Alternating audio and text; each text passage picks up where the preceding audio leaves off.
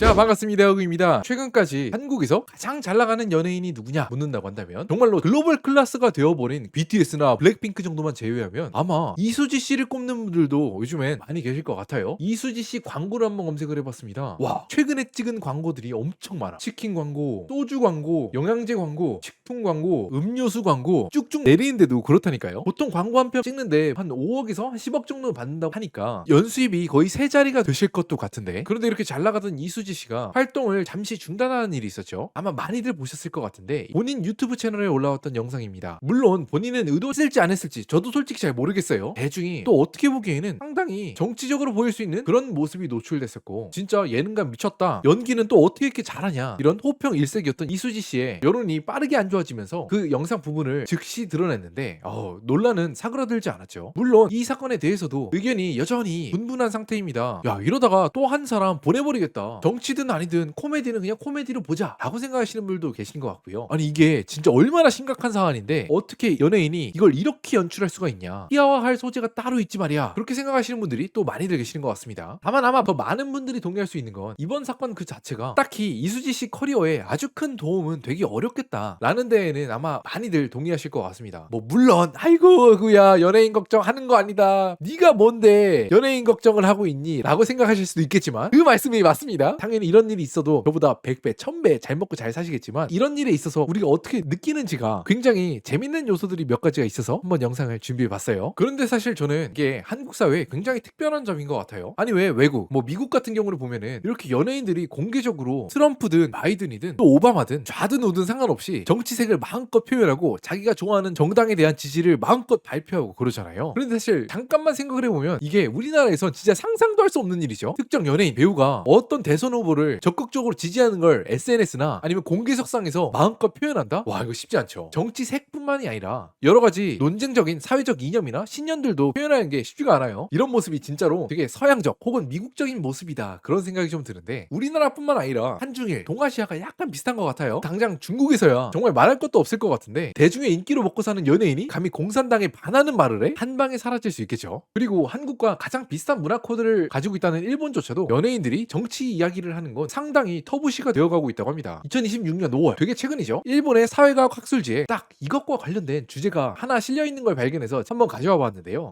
이게 한국인으로서 보기에 굉장히 공감 가는 요소들이 많더라고요. 도대체 어떤 거에 대한 논문이냐? 자, 교수님은 이거에 대해서 한번 연구해 보셨습니다. 과연 연예인이 일반 대중들이 느끼기에 정치색을 띠지 않아야 하는 그런 어떤 규범이 존재하는가? 특히 연예인들은 정치 이슈, 문제에 관해서 침묵을 지켜야 되는가? 아니면 그렇지 않아, 정치인들이 오히려 이런 사회적 이슈에 대해서 더 목소리를 내주면 더 많은 사람이 들을 수 있고 좋지, 이렇게 생각하는가에 대한 문제였는데요. 연구 대상이 일반 시민들 반응이다 보니까 저희의 상식하고 굉장히 비슷한 부분들이 많아요. 교수님이 발견한 첫 번째 논문의 파인딩, 튼 정치적인 발언을 해도 연예인이 하면 시민들이 일반적으로 더 싫어했다고 합니다. 그러니까 그 어떤 정치적인 발언이 그 자체로 문제가 되냐 안 되냐를 따지는 것보다 사람들은 누가 말했냐를 굉장히 주의 깊게 살펴본다는 거죠. 그리고 특히 연예인이라고 하면 좀 기분이가 좀 좋지 않으셨나 봅니다. 이것도 당연한 건데, 나의 정치관과 일치되지 않는 이야기를 연예인이 했을 때 그 불편한 감정이 배가 됐다. 그러니까 연예인이 어떤 정치적인 말을 했는데 내 평소의 신념하고 달라, 그럼 일반 대중이 폭발하기 쉽다는 거잖아요. 그런데 잠깐 생각해보면 정치 이야기가 연예인 입장에서 참 무서운 게, 내가 어떤 정치적인 발언을 했을 때 내 반대측에 있는 사람들은 나를 엄청나게 싫어하고 나랑 스탠스가 같은 사람마저도 그렇게 좋아하지 않아, 오히려 더 싫어해. 이러니까 어떤 발언을 했을 때 최소한 절반 혹은 그 이상의 팬들이 날아갈 수 있을걸 암수를 하고 이야기를 해야 된다. 어떤 유식한 분들은 이런 상황에 대해서 이렇게 생각하실 수 있어요. 아니, 공인이든 유명인이든 일반인이든 성숙한 민주시민이라면 그 사람이 주장하는 메시지를 비판을 하고 토론을 해야지 왜 스피커를 욕합니까? 그런데 이 주제는 이미 2500년 전 고대 그리스에서부터 있어왔던 아주 유구한 논란이에요. 당시 소크라테스는 이렇게 설명을 했습니다. 우리가 어떤 이야기를 하고 남들을 설득할 때 흔히들 그 말 자체의 논리성이나 타당성, 이게 중요하다고 생각하고 말을 하는 사람들이 있다. 그런데 사실 사람은 본능적으로 그 의견 자체보다 훨씬 더 크게 영향을 받는 건 그 말하는 사람의 평소에 어떤 삶을 살았는지, 어떤 행실을 보여줬는지, 그게 더 영향을 미친다. 약간 어려울 수 있는 말인데 예시를 보면 바로 아마 감이 오실 것 같은데요. 무려 10년 넘게 열렬히 난민의 인권과 한국 난민 수용에 대해서 굉장히 열심히 주장하고 있는 정우성 배우님이 알고 보니까 서울 강남구 삼성동에 있는 펜트하우스에 거주하시면서 아주 철저하게 사생활 보호하고 한강 조망을 즐기신다는 이야기를 들으면 이 주장이 좀 어떻게 들리시나요? 대치동에서 국제학교를 보내는 제이미 맘으로 큰 인기를 얻으셨던 개그우먼 이수지 씨가 알고 보니까 인기를 얻기 받기 전에는 파주에 있는 주택에서 사시다가 빵 뜨고 나시니까 바로 반포로 이사가고 자녀를 영위를 보낸다는 이야기를 들었을 때 또 어떻게 느껴지시나요? 특히나 요즘 같은 시대가 어떻습니까? 탑급 연예인, 배우들, 가수들의 소득이 일반적인 기준에서 가득히 초월적으로 상승을 하고 있죠. 방송 연기자의 출연료 현황을 조사한 자료가 있었습니다. 2020년대 초반보다 2024년에 불과 4년 만에 탑급 배우의 출연료가 40%가 넘게 뛰었다고 해요. 모든 배우의 출연료가 뛴 건 절대 아닙니다. 한 해 출연료가 20만원 미만, 40만원, 60만원, 80만원 이렇게 단역이나 도주연 배역을 따내시는 분들은 출연료가 거의 비슷하대요. 그러다 보니까 같은 작품 내에서 가장 적은 출연료를 받으시는 분과 탑 배우 간의 출연료 차이가 이게 10년 전, 20년 전 얘기가 아닙니다. 불과 5년 만에 1000배에서 6000배까지 늘어났다고 해요. 와, 연구 조사에 따르면 조연으로 나온 배역료가 2만원, 4만원, 2만 5천원 이랬다는데 주연 배우급들은 한 해 출연료가 5억, 10억 가까이 하죠. 그러다 보니까 저는 개인적으로 그런 생각을 좀 해요. 사실 사람이 아무리 한결같기 위해서 노력을 한다고 해도 기본적으로 내가 속해 있는 이 환경과 주변 환경에 영향을 안 받을 수가 없잖아요. 우리가 마주하는 대부분의 정치적인 이슈는 사실 한 나라가 성장함에 따라서 분배도 빼놓지 않고 같이 해야 되는데 이 안에서 논의도 하고 때로는 뭐 싸우기도 하면서 타협점을 찾는 일이라고 저는 배웠습니다. 그런데 사실 어디 펜트하우스에서 사시고 1년에 연수입이 50억, 100억 하는 특급 연예인들이 이 문제를 우리와 같은 시선에서 볼 수 있을까? 만약에 우리도 그 상황에 가게 되면 진짜 이게 쉽지가 않을 것 같죠. 또 사실 한편으로 생각해보면 그분들이 돈을 많이 버셨고 사회적 위상이 높아진 건 이건 100번 맞지만 그분들이 노래를 잘하고 연기를 잘하고 아니면 뭐 코미디를 잘하셔서 그런 사회적 지위와 돈을 많이 버셨지 사회적 이슈에 대해서 특별히 많이 공부를 하시거나 아니면 엄청난 인사이트를 가지고 계셔서 그 위치에 간 게 아니잖아요. 주변 상황이 더 잘 될수록 겸손해지라는 말이 있는데 그게 참 쉽지 않은 것 같아요. 연예인들, 배우들 데뷔하기 전에는 오디션 볼 때, 연습생일 때 너 왜 춤을 그렇게밖에 못 춰? 하면서 막 혼나기도 하겠지만 어디 한번 빵 뜨고 난 다음에 데뷔 3년차, 4년차 팬덤도 쌓이고 소속사에서도 나름의 입지가 생기고 하면은 그 누가 그분들한테 뭐라고 할 수 있겠습니까? 아이고 배우님, 가수님 이런 취급을 받으면서 살겠지요. 그러다 보니까 대중 입장에선 가끔 벙찌는 일들도 있는 것 같아요. 굉장히 수려하신 외모와 춤, 댄스 실력을 가지신 아이돌 그룹 민지 씨가 기자회견에서 이런 말씀을 하셨습니다. 저희는 말씀드렸듯이 회사가 계약을 위반하였기 때문에 계약을 해지하는 것입니다. 혹시 이해가 되셨을까요?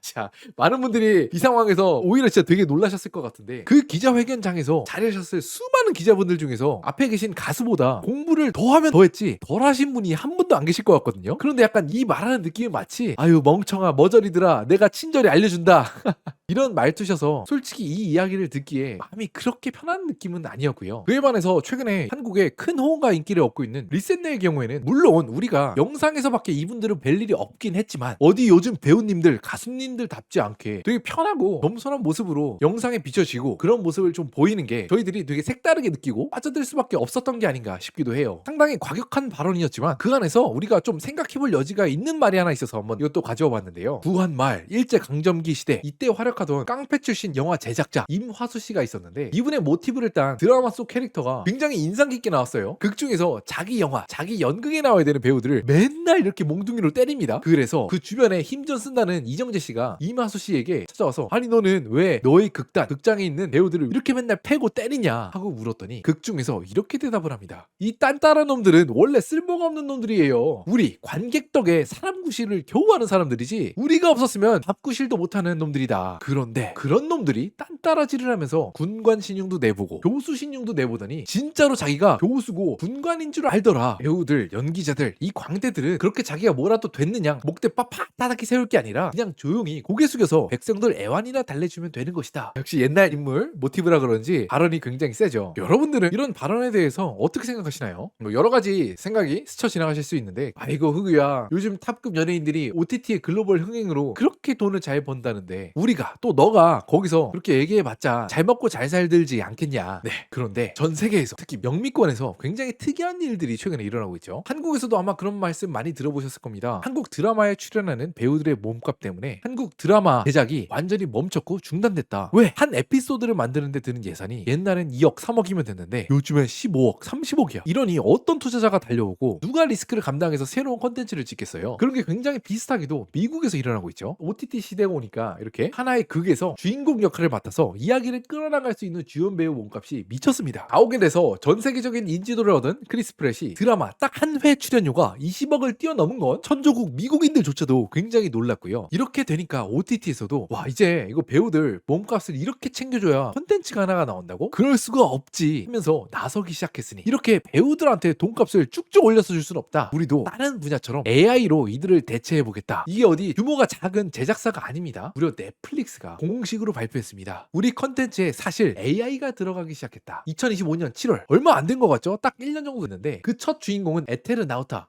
저도 이거 봤는데 아르헨티나에서 찍은 SF 드라마인데 꽤 수작이에요. 그럼 어떤 장면이 역사적인 넷플릭스의 첫 AI 장면으로 들어갔냐 하고 봤더니, 자, 눈치채셨습니까? 잠깐 나왔죠. 성당이 불타는 장면, 건물이 무너지는 장면. 알고 보니까 좀 뭔가 이상해, 그지 않나요? 이걸 CG 효과를 입힐 때 AI가 도와주고 이런 게 아니라 장면 자체를 생성형 AI로 넣었다라고 발표를 했었는데, 야, 그럼 돈을 진짜 많이 아낄 수 있겠다, 그런 생각이 좀 들었죠. 그런데 첫 AI 장면이 삽입되었다는 발표가 불과 1년 전밖에 안 되었었는데, 바로 며칠 전이었습니다. 2026년 7월 16일에 넷플릭스가 주주서한을 보냅니다. 올해가 아직 반년밖에 지나지 않았는데 약 300여 편에 AI를 썼다고 밝혔죠. 1년도 안 돼서 이렇게 많이 늘었다고? 게다가 특정 미드의 한 에피소드에선 AI가 생성한 장면이 무려 17분이 들어갔다고 자랑까지 했었죠. 주주님들, 이제 우리 구독자 베이스는 굉장히 튼튼하고 돈은 매달 꼬박꼬박 들어오는 상황에서 컨텐츠 제작 비용은 압도적으로 줄일 수도 있는 그런 미래가 펼쳐질 수도 있습니다. 그렇게 굉장히 자랑을 했는데, 특히나 기존의 컨텐츠 제작 방식을 AI로 대처하는 시도는 그냥 배경만 생성형 AI로 까는 게 아니라 배우는 대역 배우로서 목소리, 표정, 동작을 연기하고 그 이후에 AI가 외모, 나이, 그런 것들을 싹 입히는 작업을 하면서 이제 실제로 인간이 연기하는 그 포션을 훨씬 더 줄여나가겠다, 그런 이야기를 하고 있다고 합니다. 물론 주연 배우들이 한순간에 줄어들겠냐마는 확실해 보이는 건, 기존에 예를 들어서 한 영화에 30명이 출연하는 작품에 점점점 줄여나가서 배우 5명, 3명으로 출연료나 제작 비용을 확 줄여나갈 수 있겠죠. 물론 마케팅에 엄청난 후크 요소가 되거나 시청자 몰입을 돕는 이른바 탑 클래스 배우들의 역할은 아직까지 공고할 거다라고 생각하시는 분들도 있는데요. 물론 저도 한동안은 그러지 않을까 싶기도 한데, 그런데 와, 이게 드디어 나왔구나. 진짜 며칠 전이었습니다. 2026년 7월 AI 배우가 장편 영화 주연을 맡는다, 힐리 노우드. 그래서 궁금해서 한번 살펴봤는데 이렇게 생기고 막 말하고 움직이고 이런 모습들이 트레일러 영상에 살짝 담겨 있어요. 야, 앞으로 진짜 이게 미래인가 싶기도 한데, 당연히 할리우드 작가연합, 배우 방송인연합에선 대대적으로 성명서를 발표했습니다. AI로 만든 배우는 배우가 아닙니다. 그들은 이미 존재하는 배우들의 연기를 학습하고 훔쳐서 공연자들의 생계를 위협하고 인간의 예술성을 훼손하는 문제를 일으킬 것입니다. 그렇게 이야기를 했습니다. 여러분들은 이에 대해서 어떻게 생각하시나요? 저는 개인적으로 이런 AI 배우들이나 이들의 연기가 사람들한테 그렇게 어필이 될 수 있을까? 그런 의문점을 가지고 있었는데, 아마 요즘에 유튜브 쇼츠나 릴스 이런 데서 굉장히 많이 보고 계실 거예요. AI로 만든 짧은 꽁트 같은 게 상당히 흡입력 있고 실제 같으면서도 우리가 굉장히 재밌는 시간을 보내는 것 같아. 물론 아직까지는 그 배우의 연기력이 굉장히 빛나야 하는 로맨스나 장편 이런 건 못하지만, 소재나 각본의 역할이 훨씬 더 중요한 코미디 장르에서 조금 더 빛을 발하는 것 같아요. 사실 5년 10년 전을 생각하면 그것도 사실 대단한 일이지, 그런 생각이 좀 안 들 수가 없는 것 같은데, 자, 오늘은 특히 한국에서 왜 연예인들의 그런 정치적인 발언들이 굉장히 대중들한테 차갑게 받아들여지고 또 간혹가다 연예인들은 그런 실언을 하게 되나에 대해서 살펴보았죠. 또 마지막에는 어쩌면 이런 탑급 연예인들의 시대가 영원하지 않을 수도 있겠다, 그런 이야기까지 했습니다. 여러분들은 이 주제에 대해서 또 어떻게 생각하시나요? 하단에 댓글을 남겨주시면 저도 여러분들의 생각을 재밌게 보고 즐길 수 있는 시간이 될 수 있을 것 같습니다. 오늘도 시청해주셔서 감사드려요.